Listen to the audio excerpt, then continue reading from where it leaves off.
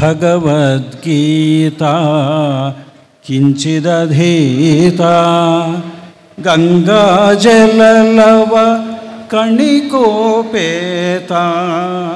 సకృదపియేన మురారి సమర్చ.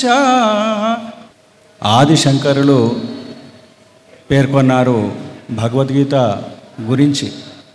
భగవద్గీత కొంచెమైనా అధ్యయనం చేస్తే, చదివితే పుణ్యగతులు వస్తాయి, ముక్తి వస్తుంది. యముని యొక్క బాధ ఉండకుండా, పునర్జన్మ అనేటటువంటిది ఉండకుండా, మళ్ళీ పుడుతూ మళ్ళీ చస్తూ యముడు తీసుకుపోతూ ఉండటం అనేటటువంటిది ఉండదు. గంగా జలలవ కణికాపేత, గంగాజలం కొంచెమైనా తీసుకున్నట్లయితే, పానం చేసిన సకృదపి ఏన మురారి సమర్చ, మురారి అయినటువంటి ముకుందుణ్ణి, కృష్ణుణ్ణి కొంచెమైనా ఒక్కసారైనా ఆరాధిస్తే చాలు అంటూ చెప్పటం జరిగింది. ఆదిశంకరులు జగద్గురువులు, తర్వాత భగవద్గీతను బోధించినటువంటి జగద్గురువు కృష్ణుడు. వసుదేవ సుతం దేవం కంస చాణూరమర్దనం దేవకీ పరమానందం కృష్ణం వందే జగద్గురు అంటూ మనం ప్రార్థిస్తాం. జగత్తుకంతటికీ గురువులైనటువంటి వాళ్ళు చెప్పిన మాటలు మనం వినకుండా ఎవరో ఒకరు అన్యమతస్థుల మాటలు విని ఆకర్షితులై బోల్తాబడి మనం ఎటు వెళ్ళిపోతున్నామో తెలియకుండా పోయేటటువంటి పరిస్థితి ఏర్పడుతూ ఉన్నది. భగవద్గీత ఏమిటి అంటే, గురువులకెల్లా ప్రపంచమంతా మోకరిల్లేటటువంటి కృష్ణుడు చెప్పిన భగవద్గీతను వదిలిపెట్టి మనం ధర్మానికి దూరంగా వెళ్ళిపోతున్నాం అనేటటువంటిది కనిపిస్తూ ఉన్నది. ఇదంతా ఆలోచించవలసినటువంటి విషయమే. ఈ మధ్య వాట్సాప్లో కృష్ణుణ్ణి కర్ణుణ్ణి పోలుస్తూ ఏదో ఒక సూక్తి వచ్చింది. వాట్సాప్లలో ఎన్నో సూక్తులు వస్తూ ఉంటాయి. ఆహా, చాలా బాగున్నాయి అనిపిస్తూ ఉంటుంది. అయితే ఒక సూక్తి కనిపిస్తుంది, దానికి ప్రతిస్పందన ఇప్పుడు నేను చెప్పబోయే విషయం ఏమిటంటే, ఆ సూక్తి, జీవితంలో ఇద్దరు మిత్రులను మాత్రం సంపాదించుకో, ఒకరు శ్రీకృష్ణుని లాంటి వారు. నీకోసం యుద్ధం చేయలేకపోవచ్చు కానీ ఖచ్చితంగా విజయాన్ని అయితే అందిస్తాడు. నెంబర్ 2 ఏమిటంటే, ఇంకొకడు కర్ణుడు లాంటివాడు. ఎప్పుడైనా నువ్వు తప్పు చేసినా, అధర్మం వైపు నిలబడినా ఖచ్చితంగా నీ వైపు నిలబడి పోరాడేటటువంటి వాడు.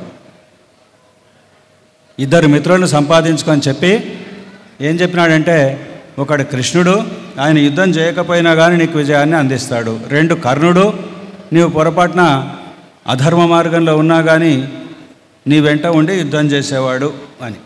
ఇదండి ఆ సూక్తి. సంధ్యా భార్గవి అని కింద సంతకం ఉంది.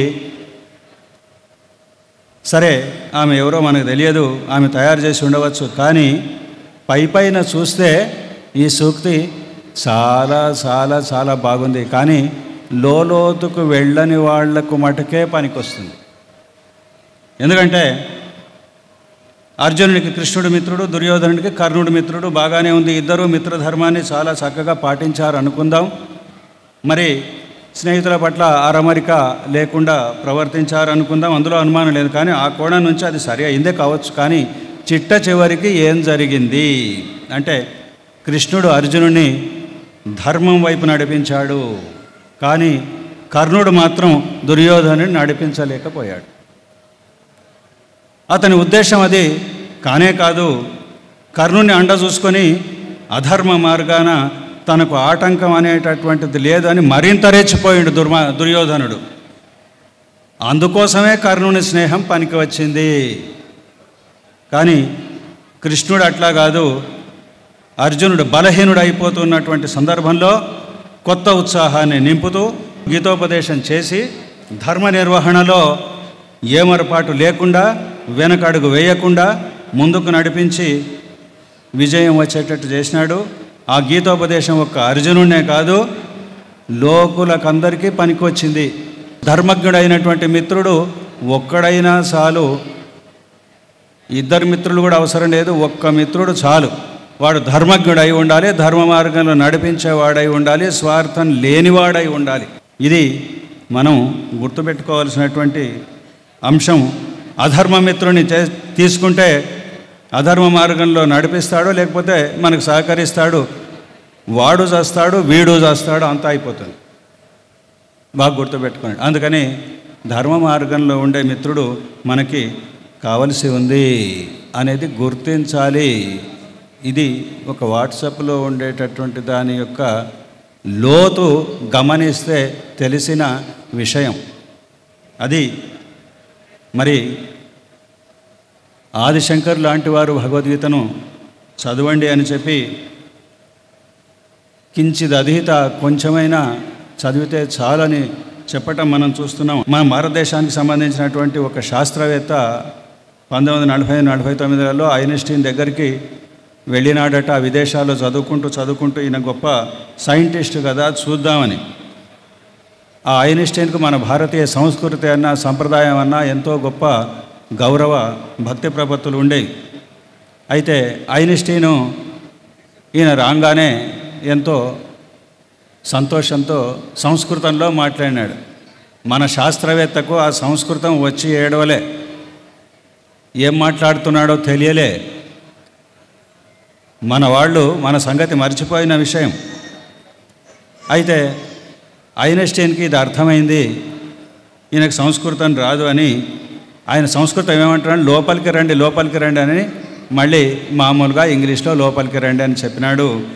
చెప్తే ఓహో మీకు సంస్కృతం రాదా, పోనీలేండి అని కూర్చోబెట్టే హిందూ తత్వ చింతనకు మూలమైన భారతదేశం నుంచి మీరు వచ్చారు, మీకు మీ దేశంలో ఉండే అద్భుతమైన సాహిత్యం అంతా సంస్కృతంలో ఉంది, అటువంటిది మీకు సంస్కృతం రావటం లేదు. ఇదిగో నా గ్రంథాలయం ఉంది చూడండి, ఎన్ని భగవద్గీత పుస్తకాలు ఉన్నాయో అని చూపించినాడట.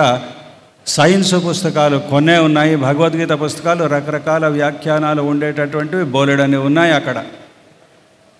మరి అది అక్కడ సిగ్గుపడ్డాడు మన శాస్త్రవేత్త. ఒక భగవద్గీతను చూపించి, చూశారా అండి మీరు చదివా తెలుసా మీకంటే, చూశానండి అన్నాడు కానీ చదివినానని కానీ అర్థం చేసుకున్నానని కానీ అనలేదు. అది అక్కడ ఆయన చెప్పినాడు, నన్ను ఈ స్థాయిలో నిలబెట్టింది భగవద్గీత, నాకు స్ఫూర్తిని ఇచ్చింది భగవద్గీత, నాకు విశ్లేషణ శక్తిని ఇచ్చింది భగవద్గీత, ఖండాంతరాల్లో పేరు తెచ్చింది భగవద్గీత అని ఐన్స్టీన్ చెప్పినాడట మన శాస్త్రవేత్తకు. ఇట్లా ఉన్నది పరిస్థితి. అంటే మన సంపద ఏమిటో మనం మర్చిపోతూ ఉన్నాం. స్కూళ్ళల్లో సబ్జెక్టుగా పెట్టాల్సి గుజరాత్ ప్రభుత్వం నిర్ణయం తీసుకున్నది. 22-23 విద్యా సంవత్సరం నుంచి స్కూళ్ళల్లో భగవద్గీతను సబ్జెక్టుగా పెడుతూ ఉన్నారు. 6వ తరగతి నుంచి 12వ తరగతి వరకు ఈ భగవద్గీతను బోధిస్తారు. 7-8 క్లాసులకు పుస్తకాల్లో దాని కథ ఉంటుంది, పారాయణ రూపంలో ఉంటుంది. 9 నుంచి 12వ తరగతి వరకు ఫస్ట్ లాంగ్వేజ్లో గుజరాత్లో ప్రవేశపెడుతున్నారు అని మనం వింటూ ఉన్నాం. అంటే గొప్ప గ్రంథం అది. మరి దాన్ని మనం నిర్లక్ష్యంగా చూడటానికి వీలులేదు. వారన్ హేస్టింగ్స్ అని బెంగాల్ గవర్నర్ జనరల్ ఉండేవాడు. ఆయన ఏం చెప్తాడంటే, విదేశీయుడు అయినా కానీ ఉన్నత శిఖరాలు అధిరోహించాలని తలుచుకునేటటువంటి మానవులకు భగవద్గీత అద్వితీయమైంది అని చెప్తారు. ఎవరు? Warren Hastings. మనం అటువంటి గొప్పవాళ్ళు, లోతు తెలిసినటువంటి వాళ్ళు చెబితే మనం వినవలసినటువంటి పరిస్థితి ఉన్నది. సెంట్రల్ సిలబస్లో భగవద్గీత 6-7 తరగతుల్లో 11-12 తరగతుల్లో చేరుస్తున్నారు. చేర్చి కేంద్ర ప్రభుత్వంలో సంచలనమైన నిర్ణయం తీసుకోబోతూ ఉన్నారు. ఇది మనం గుర్తించవలసినటువంటి విషయం.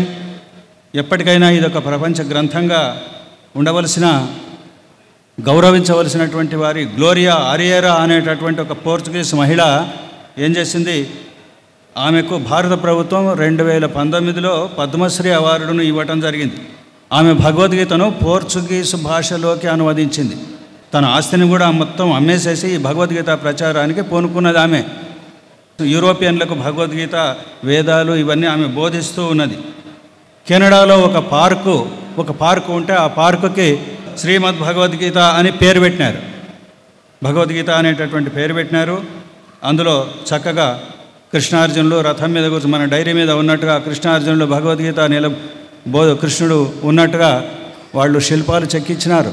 కెనడాలో ఎక్కడి యూరోపియన్ దేశాలు వాళ్ళంతా బుద్ధి తెచ్చుకుంటుంటే మనం బుద్ధి పోగొట్టుకుంటున్నామా అని అనిపించేటటువంటి స్థితి తయారవుతూ ఉన్నది. కానీ ప్రతి ఒక్కరూ ఒక బాధ్యతగా తీసుకొని దీనిని ప్రచారం చేయవలసినటువంటి అవసరం ఉన్నది. అయితే వ్యాసుడు నమోస్తుతే వ్యాస విశాల బుద్ధే ఫుల్లారవిందాయత వత్రనేత్ర అంటూ ఆ వ్యాసుడు మరి రాసినటువంటి భారతంలో ఉన్నది. భారతం అనేటటువంటి ఏన త్వయ భారత తైలపూర్ణ ప్రజ్వాలితో జ్ఞానమయ ప్రదీప భారతం అనేటటువంటి నూనెలో గీత అనేటటువంటి దీపాన్ని వెలిగించినటువంటి వ్యాసునికి నమస్కారం అనేటటువంటి ఆయన కూడా ఒక జగద్గురువు. మరి అటువంటి జగద్గురువు రాసినటువంటి భగవద్గీతను మనం చదువుకోవాలి. వ్యాసాశ్రమం, యథార్థ భారతి పత్రికలు వచ్చేవి. ఆ కాలంలో చాలా కాలం క్రిందనే నా పద్యాలు అందులో ప్రచురితం కావటం జరిగింది. తర్వాత భూమానంద గోపాలరెడ్డి గారు భూమానంద ఆశ్రమం, ఆ స్వామి శిష్యురాలికి రాసినటువంటి లేఖలు ఉండేటటువంటి పుస్తకం మా నాన్నగారికి నాకు చాలా ఇష్టమైనటువంటిదిగా ఉండేది. గండి క్షేత్రం. మరి నాకు చిన్నప్పుడే మా నాన్నగారు భగవద్గీత ఇవన్నీ వాటి సారాంశం అవి చెప్తూ ఉండే. ఆయన ప్రతిరోజు ఒక అధ్యాయం పారాయణం చేసేది. నేను కూడా చేసేవాడిని. ఆ రకంగా నడిచింది. గురుస్థానంలో ఉండేటటువంటి మా నాన్నగారు కూడా ఉపాధ్యాయులుగా ఉంటూ భగవద్గీతను ప్రవచనాలు చేసేవాడు. పాలెం దేవస్థానంలో 3 నెలల పాటు ప్రతిరోజు 2 గంటలు భగవద్గీత ప్రవచనం చేస్తూ పోయినాడు. మరి ఆ విధంగా గురుస్థానంలో ఉండేటటువంటి గోపాలరెడ్డి గారు చాలా సార్థకమైనటువంటి పని చేసినారు. విద్యార్థులను తీర్చిదిద్దేటటువంటి క్రమంలో తర్వాతి తరానికి అందించడంలో వారికి ఉండేటటువంటి తపన ఎంత ఉన్నదో కనిపిస్తూ ఉన్నది. వారి జీవితము దీనితో సార్థకమైంది. ఆదిశంకరుల యొక్క ఒక శ్లోకంతో నేను ముగిస్తాను. గేయం గీతా నామ సహస్రం ధ్యేయం శ్రీపతి రూపమజస్రం నేయం సజ్జన సంగే చిత్తం దేయం దీనజనాయ చ విత్తం. గేయం గీతా నామ సహస్రం, భగవద్గీత విష్ణు సహస్రనామాలు వీటిని తప్పనిసరిగా అధ్యయనం చేయాలి, పాడాలి అని శంకరాచార్యులు చెప్పినాడు. ధ్యేయం శ్రీపతి రూపం అజస్రం, కృష్ణుని యొక్క రూపాన్ని ఎప్పటికీ కూడా చింతించాలి, ధ్యానం చేయాలి అని చెప్పినాడు. ఇదంతా మనకు ఉండేటటువంటిది. అభ్యాసేప్యసమర్థోసి మత్కర్మ పరమో భవ. నీకు అభ్యాసం చేయటానికి చేతగాకపోతే, ఆరాధన చేయటానికి చేతగాకపోతే మత్కర్మ పరమో భవ, నాకు సంబంధించినటువంటి పనులన్నా చెయ్యి.